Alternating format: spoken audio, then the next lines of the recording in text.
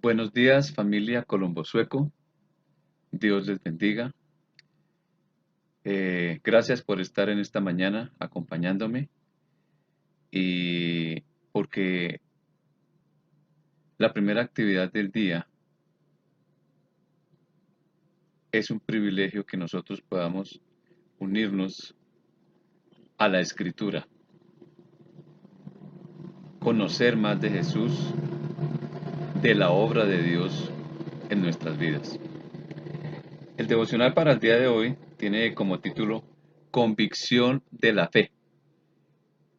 Eh, de pronto este nombre, este título pudiera ser como contradictorio, convicción de fe, es decir, está hablando como de lo mismo, pero no. Digamos que la fe tiene como ciertas etapas en nuestra vida. El pasaje que vemos aquí, Juan 19, 38, 42, habla acerca de el evento que sigue a la muerte de Jesús en la cruz, su sepultura. Y allí se conjugan o vienen dos personajes dentro de la cantidad de personajes que habían alrededor de Jesús. Pero estos dos personajes tal vez no habían tenido, digamos, habían sido impactados por Jesús, obviamente. Vemos a José de Arimatea y a Nicodemo que se mencionan en este pasaje, pero hay algo característico en ellos. Nicodemo era una persona erudita en las escrituras. Y él le confiesa a Jesús que las cosas que Jesús está haciendo no las puede hacer alguien que no venga de parte de Dios. Entonces allí vemos una fe sincera, una confesión sincera de parte de Nicodemo. Eh, Tal vez José de Arimatea no era tan conocedor de esta parte, pero también era discípulo de Jesús. Dice aquí que era discípulo, pero en secreto, por temor a los judíos. Y nosotros notamos aquí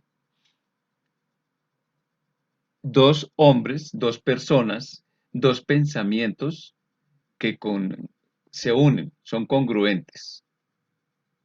Saben quién es Jesús, pero por temor no lo expresan abiertamente. Nicodemo en su charla nocturna con Jesús no entiende el fondo, la raíz de a lo que Jesús vino. Nicodemo le habla de que él ha visto sus milagros, todo lo que él ha hecho, y por eso está convencido de que viene de parte de Dios.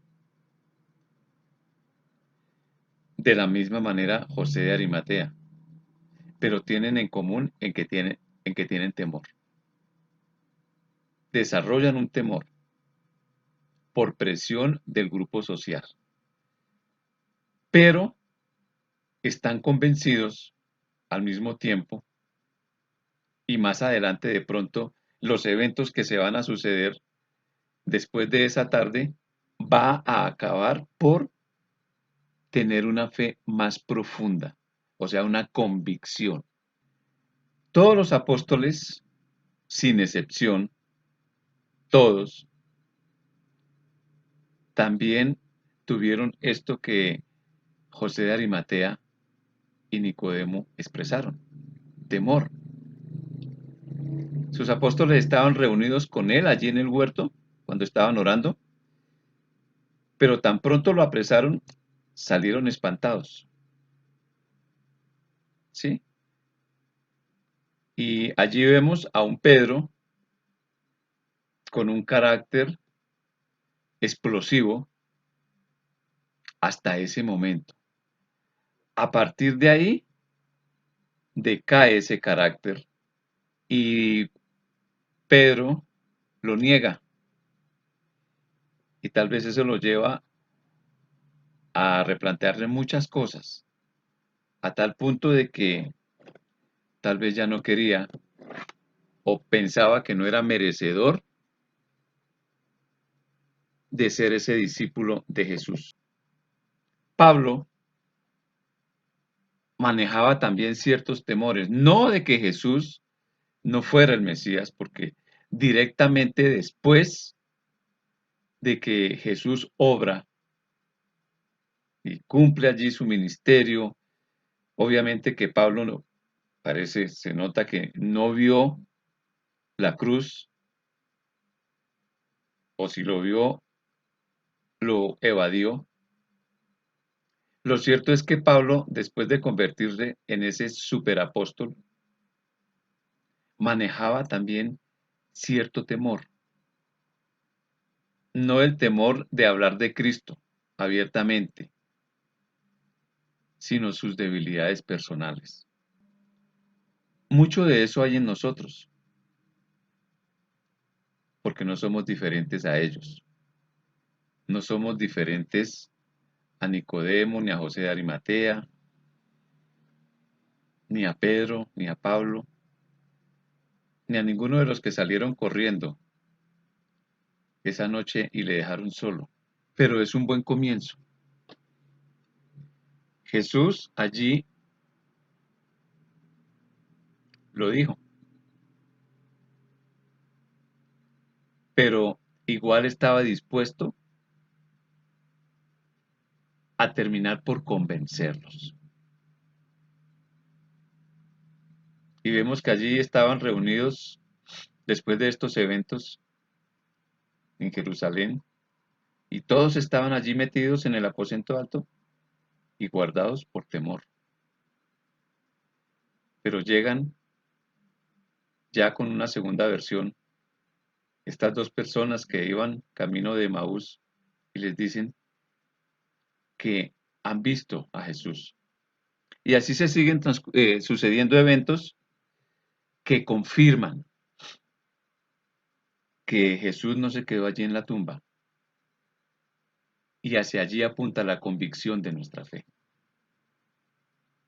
Y es algo extraordinario, algo que a veces nuestra mente no es capaz de entenderlo, pero nuestro espíritu sí lo entiende, y esa convicción tan profunda nos lleva a cambiar nuestra manera de ser testigos. Pueda que manejemos un perfil bajo, o pueda que seamos impulsivos como Pedro, o que seamos melancólicos, en fin. Lo cierto es que la convicción acerca de la resurrección de Jesús cambia nuestra perspectiva de la vida. Tal vez seamos como Nicodemos o como José de Arimatea. Lo que hizo José de Arimatea puede traducirse de que tal vez lo hizo él por que sentía afecto hacia Jesús, porque le conocía un poco y porque ya no le quedaba más que hacer sino eso después de su muerte. Y al tercer día la historia empieza a cambiar, y más adelante, de una manera súper espectacular, cambia cuando Jesús ya ha ascendido y viene el Espíritu Santo, quien es el que se encarga de arraigar esa convicción. Ninguno de los hijos de Dios podemos decir que Jesús no vive, al contrario, lo afirmamos, Jesús vive. Y yo creo que esto le pasó a Nicodemo. No creo que él se haya quedado a portas de haber sentido, de haber vivido lo que vivieron esos 12 discípulos que estaban allí juntamente con otros que sumaban 120 cuando el día de Pentecostés. Pero Nicodemo debe de haber estado supremamente tranquilo, feliz por su convicción, porque esa convicción refuerza, aclara lo que de pronto en un momento podamos sentir como personas, como seres humanos, frente a Jesús, simpatía. Cuando nosotros empezamos a escudriñar la Biblia, a mirarla, a leerla, oh, qué bueno. Y empezamos tal vez por mirar el libro como algo histórico, pero después viene esa convicción que nos lleva a hablar, a actuar de manera que no hay comparación. Aquí en la historia que se anexa al devocional, habla de un joven que se les llama en Estados Unidos objetor de conciencia. Un hombre que fue reclutado, un joven que fue reclutado durante la Segunda Guerra Mundial. Y hay una película respecto a la vida de este hombre. Hasta el último hombre se llama. Cómo Jesús puede transformar una vida, cómo este hombre estaba tan convencido de que de quién era Jesús y por sus creencias religiosas jamás empuñó un arma durante la guerra, pero mostró algo más. Las guerras también se libran con el amor que Dios coloca en nuestras vidas. Y este chico, cuando la invasión en el Pacífico, con la guerra en el Pacífico contra Japón, rescató a 75 de sus compañeros que habían sido heridos. Y él fue herido, pero jamás abandonó su convicción, jamás renegó de su fe. Precisamente la convicción no nos puede hacer o no podemos renegar de nuestra fe en Jesús. Ya no es una fe tenue, es una fe que se fortalece, que toma raíces cada día más en nuestras vidas. Así que yo hoy te digo, ¿cómo eres? Como José de Arimatea, como Nicodemo, como uno de los superapóstoles, Pablo, como Desmond II. Lo único que te digo es que no importa cómo sea en este momento tu fe,